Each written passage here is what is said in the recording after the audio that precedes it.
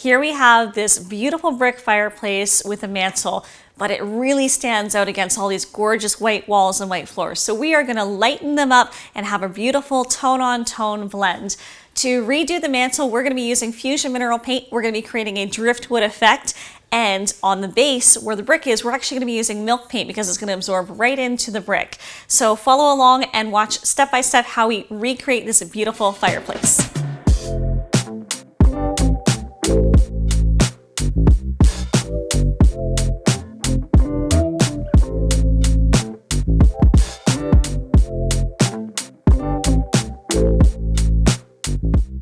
First step with any project is your prep. So you're going to take a look at your piece and you're going to want to give it a clean with our TSP alternative. It's a degreaser and just helps to remove the dirt that's on your piece so the paint can stick really well. You also want to take a look at the surface and make sure there's nothing extra sitting on there like a waxy residue or anything like that. And in fact, because this is a fireplace mantle, there have been some candles on it, so I do see some residual wax. So we are going to go ahead and I'm going to show you how to remove that wax so the Fusion Mineral Paint will adhere to it very well. Getting started with our TSP alternative, this is an eco-friendly biodegradable cleaner. So all you need with this is 1 capful into a ½ liter of water. There we go. So we'll just throw that in. And it's very concentrated, so you don't need a lot. A little will go a long way. You're gonna take a rag, any spare rag that you have, mix it around, and then you're gonna wanna wipe down the top. We're removing any dirt or grease or grime. That's what we wanna get rid of so that the paint can really adhere. All right, so you're gonna wring it out, and then you're just gonna go over your surface with it.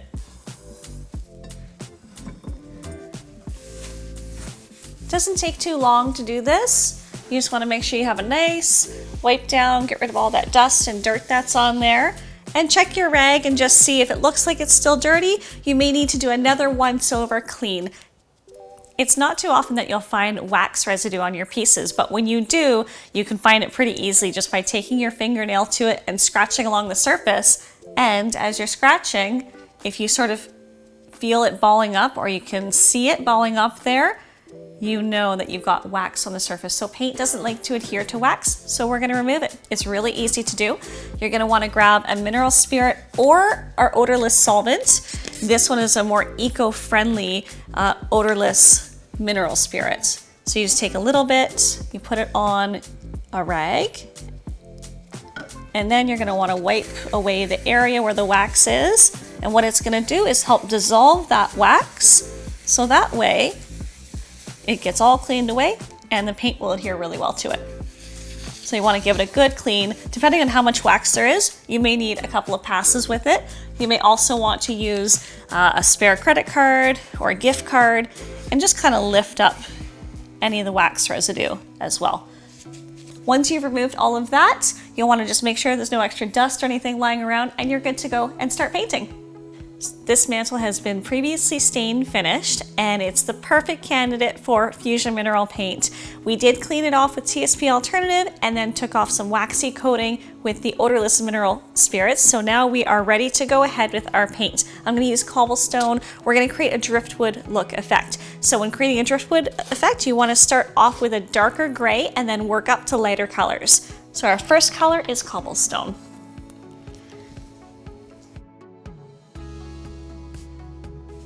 Anytime I have a large flat surface to paint, I always go to my rollers. It's gonna get my job done super quickly. I'm not gonna have any brush strokes, and it's gonna be a lot easier on my wrist. So these are the beautiful Stelmeister microfelt rollers. They leave literally no brush mark lines behind or no roller mark lines behind. They're beautiful to work with. So I've got cobblestone in my tray here, and I'm just gonna take off some of the excess because if you have too much paint on your roller, it can be a little bit messy, and that's when you're gonna get more texture and such. But that coverage is amazing. All right, grab a little more paint. I've taped off the back wall here so I don't hit it while I am rolling. It's gonna make the job super quick and easy. And you wanna go long end to end if you can with your roller.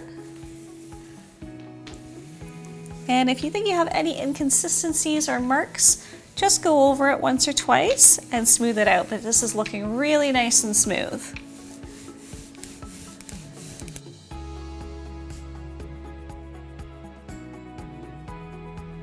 Sometimes painter's tape is your best friend. Keep it on hand because it's always going to come handy at some point when you're doing your painting projects. We are painting this beautiful mantle and we're going to be painting the base here, but I don't want to get any of the paint onto the brick. I am going to be whitewashing the brick, so if I were to get paint on it, it would really throw off the whole whitewash look. If you've never seen a bended paintbrush, this is going to be a great tip for you. It actually helps to save your wrist from bending, especially in awkward areas. So I'm going to dip a little bit into my paint here. I always wipe the excess paint off onto the side of my container. Get the paint into the brush there. And then you can easily get into edges and corners and not have to hurt your wrist.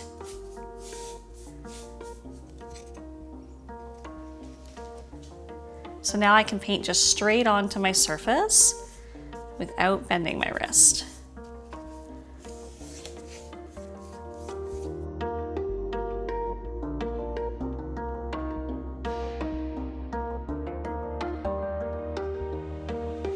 First thing with using milk paint is we actually have to mix it up because it comes in powder. Not to worry, it's super simple and easy to do. Just gonna open the bag. All right. And we're gonna start off just by adding a little bit of water. So I do a 1 part water to 1 part milk paint and I adjust as needed. I'm just gonna eyeball this. I like to start with the water in first and then add my powder. You can grab a fork. If you have a whisk, that's really great too, but you don't need anything fancy. I like to give it a stir pretty quickly. And the reason I add the powder into the water is so that it doesn't get compacted. You don't get the powder stuck at the bottom. But this is a simple whitewash, just a stir for about 15 to 30 seconds. And it'll be a really thin consistency, a little thinner right now than a table cream because we are going for more of a washed look. When you're gonna be milk painting, I want you to pick a brush that is a natural bristle if you can. And when you have a rough surface like this, you don't wanna spend too much money on a high quality brush because you're probably gonna end up ruining your brush a little bit on this type of a surface. So we've got our natural bristle round brush.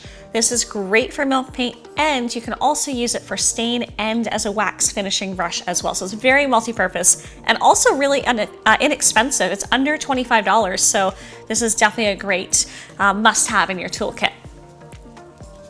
So we've got our milk paint all mixed up. I'm gonna give it a little stir. It's always a good idea to give it a little stir right before you go to use it again, because any pigments that are there that have settled to the bottom will come back up and be part of it.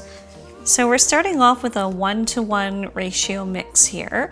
And I'm just gonna see what I think about it. I would say if you could do some testing on the side or an inconspicuous spot to make sure you get the right mixture, that you do that. I've done some testing on the side and I'm pretty happy with this so far.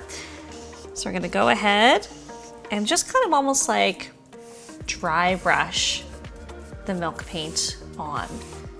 Milk paint can be quite thin. So if you're putting a lot on your brush, you could have some drips. Another great reason for using this particular natural bristle brush is you get a lot of paint soaking into the brush and you don't have a lot of paint dripping out. But look at the coverage, this is great. I think for what I'm going for, which is a whitewash finish, I'm actually really happy with this coverage here. And you don't have to be perfect and get into everything, all the little grooves and areas. It just looks a little more authentic if you leave some of it left unpainted. This is going to take me, probably half an hour to an hour to coat the entire fireplace. And it's gonna dry very quickly. It's gonna dry to the touch in about 20 minutes, maybe 30 at the most. And then that's it. I don't have to put a top coat on it. I don't have to do anything else to it. It's gonna be beautiful just as it is.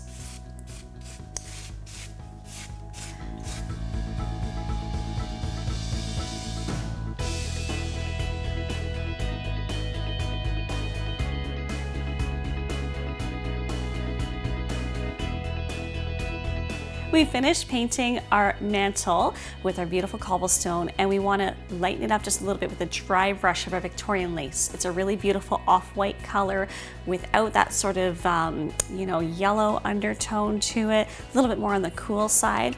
So it's going to work really well with the beautiful cobblestone. Dry brushing is really easy. I'm going to recommend that you grab a spare piece of cardboard. So for all those Amazon orders and boxes you've been getting, keep some around because it's perfect for this technique. So I dip a little bit of paint onto the brush, and then I'm actually offloading a lot of the paint. So that way when I actually start to brush, you're going to see just a little bit of the paint. So I'm gonna start around here just to kind of show you. So you're gonna keep your brush sort of flat to the surface. You're not painting like this. You're gonna keep your brush nice and flat, and you're just gonna lightly drag along the edge. And what's going to happen is the texture of the wood is going to pick up and show that beautiful Victorian lace color. You can add more if you need to, and just go a little at a time. So again, the key is very little on your brush and putting the brush flat to the surface and just dragging it along the surface. That's the best way to get a really natural sort of, but not even a distressed look. It's kind of like you're faking the distressing with this technique, and you're just highlighting the texture of your surface. And again, I have very little paint on my brush, so I'm just going to dip in again, wipe off some of the excess there. Less is more because you can always add more, but you can't take it away once it's on there. So I'll hit over here. Really light pressure. Really super light. You can build it up as you go along, and you can see it just kind of grabbing all the texture from the mill. You can see where it was all milled, and just great for wood texture, especially if you have knots or anything like that. It's really going to highlight those. As I continue working here, you can see that it's a really subtle tone on tone. So it's completely up to you what you're looking for. If you want to have more of a drastic driftwood finish, I would recommend that you do multiple colors, so your base layer could be even darker, say something like soapstone, hazelwood, something that's a little darker, and then layer a lighter color and then another lighter color on top of that, finally ending off with your brightest white, like a Victorian lace or a casement. It's really up to you and the look that you're going for. Just layer and have fun with it. And remember, if you don't love it, you can always start over. So if I got this look and I really didn't love it, I could just start over with a solid paint color and again start my layering. So experiment a little bit, play a little bit. I promise you it is not difficult. Just keep your brush nice and dry. A little bit of paint goes a long way and you'll get a really cool driftwood effect. And in some areas like this where you may get a little bit too much of that light color, you can always come over with a dry brush of your cobblestone and just lightly dust that in as well, just to kind of help blend it. But if you really like that drastic difference, you can keep that. Fusion Mineral Paint has a built-in top coat, so it's very durable already for everyday use. But if you have a surface that's going to get a lot of wear and tear, it never hurts to add an additional top coat just for peace of mind. If you've got a white and you want to keep your white nice, crisp and white, then we're going to recommend that you use our Tough Coat because it's a non-yellowing top coat. It comes in two different sheens. We have a matte finish and we have a glossy finish. So depending on the look that you're going for, you can choose. I'm going to show you the easiest way to apply the Tough Coat so you get a really nice smooth finish, consistent finish from end to end. My secret is this little sponge right here. It's just a basic cleaning car sponge. It has a lot of really nice sort of fine holes in it. What you want to do with this is actually get it wet first so that it's a humid application, because if it's too dry as you're applying the Tough Coat, you'll notice it dries very quickly, and especially depending on your climate, if your climate is dry as well, if you're starting and stopping, you're going to get marks here and there. So adding a little bit of humidity to your sponge is great. Now, we don't want to soak it, we don't want to get it too wet, so let me show you what it looks like. We're going to dip the sponge into some water, and then we're going to remove as much water as possible. We're going to squeeze it out, We don't want to have any drips. We don't want to have any water left in it. We just want the sponge to be slightly damp. So get all that water out. Again, this is going to help so that when you apply the tough coat, it won't dry too quickly. Now, if your temperature is not very humid, it's very dry and it's hot, you may need to add our Fusion Extender. This is great for any of our acrylic products, so our paint as well. If you're struggling with quick drying times and brush strokes and texture, adding a little bit of extender will go a long way. So I never recommend more than 10 to 15% of this product into any of our products like Tough Coat or into the paint. But this is a great lifesaver if you're dealing with difficult climate conditions. So again, just make sure there's no water in this. All right, we're gonna work from end to end. If it's a dining table, if it's a small coffee table, doesn't matter what the surface is, you're gonna start at one end and you're gonna finish at the other. So I'm literally going to apply this and walk across from one end to the other to get a nice even finish. And I wanna make sure that my pressure is even and the saturation of the product on the tool, my application tool, is even as well. All right, so I'm gonna use the mat. So I'm gonna take my gloss and my Fusion Extender, I'm gonna set that to the side, and I'm gonna work with the mat. I'm gonna apply the matte Tough Coat by pouring it onto my surface from that end to this end in a sort of S pattern. So I get nice, smooth, even coverage from end to end.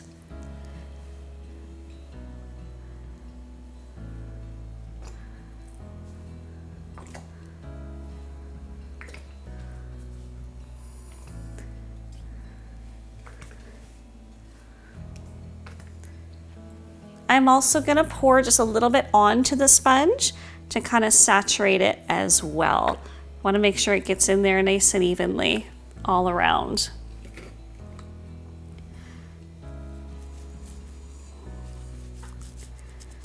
Okay, there we go. All right, so I've got a little bit in here, and then I'm gonna grab and drag what's on there from end to end.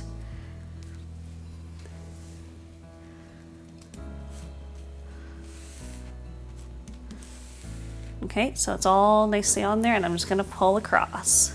Oh, get a little bit there.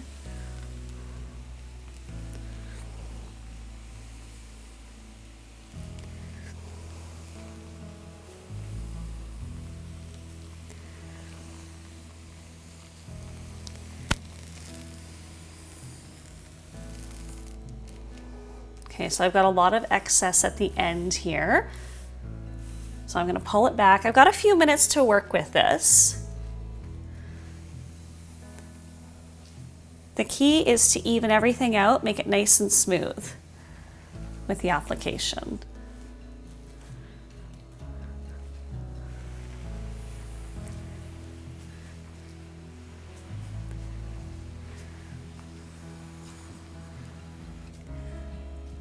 If you notice any yellowing whatsoever happening after you apply your Tough Coat, it's not actually the Tough Coat that's going yellow, it's actually the wood tannins bleeding out. So there's a couple things that you can do to fix this.